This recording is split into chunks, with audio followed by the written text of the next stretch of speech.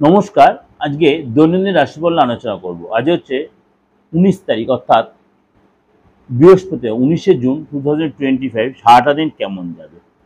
অবশ্যই চ্যানেলটাকে ভালো লাগলে সাবস্ক্রাইব করে নোটিফিকেশন অন করে রাখবেন এবং ভালো লাগলে অবশ্যই শেয়ার, লাইক করে। চলুন তাই জেনে নিই আজ আপনার রাশি কি বলছে।